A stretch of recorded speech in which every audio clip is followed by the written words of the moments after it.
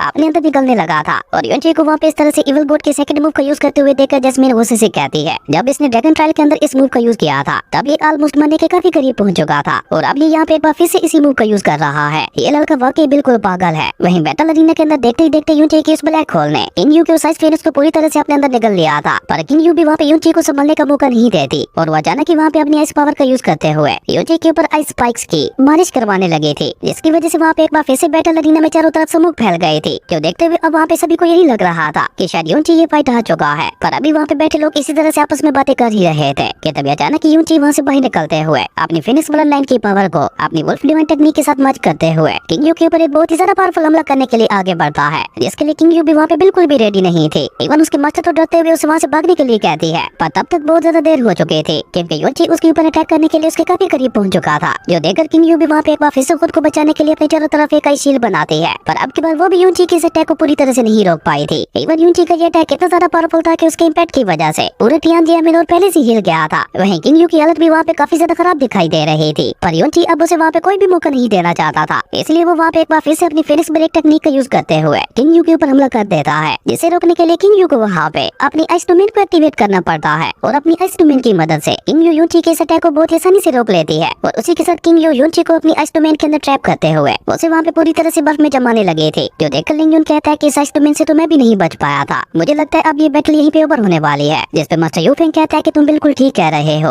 और ऊपर से ये लड़की जब चाहे आइस डोमेन का यूज कर सकती है क्योंकि उसके ऊपर कोई भी रूल्स लागू नहीं होते। और भले यूची अब ये फाइट हार जाएगा, पर यूची ने इस बैटल में साबित कर दिया है कि वो हमारे इस तियानजुआन कॉन्टिनेंट का सबसे बेस्ट कल्टीवेटर है। वहीं दूसरी तरफ हम यूची को देखते हैं जो कि किंग यू की आइस डोमेन में आने के बावजूद भी वहाँ पे अपनी हार नहीं मान रहा था और वो वहाँ पे अपना पूरा दम लगाते हुए किंग यू के ऊपर हमला करने के लिए आगे बढ़ता है, जो देखकर किंग यू उसे वहाँ पे ऐसा करने के लिए मना भी करने लगे थे क्योंकि इसमें यूची की जान भी जा सकती थी। पर यूची तो यूची था, वो जीतने के लिए किसी भी हद तक जा सकता था, इसलिए वो किंग यू से कहता है कि चाहे कुछ भी हो जाए पर मैं अपनी हार नहीं मानने वाला। इवन पर इसे यूवी भी वहाँ पे यूची की ऐसी हालत देखकर वहाँ पे उसके लिए बहुत ज्यादा परेशान दिखाई दे रही थी और वो रोते हुए उसे वहाँ पे रुकने के लिए भी कह रही थी। इवन पर इसे यूवी के साथ साथ वहाँ पे लिटिल फायरी को भी यूची की बहुत ज्यादा चिंता हो रही थी, पर वो बेचारी ये सब किसी को दिखा नहीं सकते थे। वहीं अपनी आइसक्रीमेंट के अंदर यूची को हार ना मारते हुए देखकर किंग यू उससे कहते हैं कि मुझे माफ कर देना और ये कहकर उसने वहाँ पे यूची के ऊपर एक बहुत ही ज्यादा खतरनाक हमला कर दिया था। पर तभी अचानक हम वहाँ पे देखते हैं कि यूची की तरफ आते हुए उस अटैक को देखकर वहाँ पे अचानक यूची की फिनिक्स ब्लड लाइन एक्टिवेट हो गई थी, जो देखकर तो स्काई बने सेट के मास्टर के साथ साथ एल्डर लिंकन भी हैरान होते हुए कहते हैं ये तो फिनिक्स ब्लड लाइन का निशान है, मुझे लगता है अब ये फाइट और भी ज्यादा इंटरेस्टिंग होने वाली है। वहीं यूची ने भी वहाँ पे अपनी फिनिक्स ब्लड लाइन की पावर को बंद करते हुए वहाँ पे चारों तरफ अपनी फिनिक्स फ्लेम को रिलीज कर दिया था, जिसने देखते ही देखते वहाँ पे एक टोर्नेडो का रूप ले लिया था, जो कि देखते ही देखते वहाँ पे किंग यू के उस आइस डोमेन को डिस्ट्रॉय करने लगा था। पर यूची का वो फ्लेम टोर्नेडो वहाँ पे भी नहीं रुक रहा था, धीरे धीरे वहाँ पे उस बैटल अरीना के चारों तरफ लगी हुई शील्ड को भी डिस्ट्रॉय करने लगा था, जो देखकर वहाँ पे उस शील्ड को संभालने के लिए चारों टॉप ग्रेड के मसल्स को आगे आना पड़ा था और उन चारों ने वहाँ पे अपनी अपनी पावर्स का यूज करते हुए किसी तरह उस शील्ड को संभालते हुए यूची की फ्लेम टोर्नेडो को वहाँ पे रोक लिया था, वरना यूची का वो फ्लेम टोर्नेडो वहाँ पे मौजूद हर एक चीज को डिस्ट्रॉय कर देता। लेकिन तब तक यूची के उस फ्लेम टोर्नेडो ने किंग यू की आइस डोमेन को तो डिस्ट्रॉय कर ही दिया था, जो देखकर यूची वहाँ पे एक बार फिर से खड़ा होते हुए किंग यू से कहता है कि शुक्र है तुम्हें कोई चोट नहीं आई, मैं अपनी फिनिक्स फ्लेम से अपना कंट्रोल खो बैठा था। जिसपे किंग यू भी सैड होते हुए उससे कहते हैं कि ये सब तुम क्यों कर रहे हो, तुम जानते हो ना कि सबसे तुम्हारी बॉडी को कितना ज्यादा नुकसान पहुंचेगा। जिसपे यूची उससे कहता है कि अब मैं अपनी बची हुई सारी पावर अपने आप इसी अटैक में लगाने वाला हूँ और अगर तुमने यहाँ पे मेरे इस अटैक को रोक लिया तो तुम ये फाइट जीत जाओगी, पर तुम भी इतनी आसानी से हार मत मानना, अपने आइस क्लाउड इमोर्टल पैलेस की इज्जत के लिए आखिरी दम तक फाइट करना। यूची की ये बात सुनकर किंग यू ने अचानक ही वहाँ पे अपनी आइस पावर को रिलीज करते हुए अपने आइस क्लाउड इमोर्टल पैलेस के फॉरबिडन टेक्निक को यूज करना शुरू कर दिया था, जो कि एक बहुत ही ज्यादा खतरनाक टेक्निक थी। इवन किंग यू के मास्टर भी उसे ये टेक्निक यूज करने के लिए मना कर रहे थे, पर तब तक बहुत ज्यादा देर हो चुके थे। वहीं यूची भी वहाँ पे किंग यू के इस अटैक को रोकने के लिए वहाँ पे अपनी इवल बोर्ड के ब्लड लाइन को बंद करते हुए इवल बोर्ड के थर्ड मूव का यूज करता है, जो देखकर जैस्मीन भी वहाँ पे गुस्से से चलाते हुए उससे कहते हैं ये तुम क्या कर रहे हो, क्या तुम पागल हो गए हो। पर यूची वहाँ पे जैस्मीन की बातों को इग्नोर करते हुए इवल बोर्ड के थर्ड मूव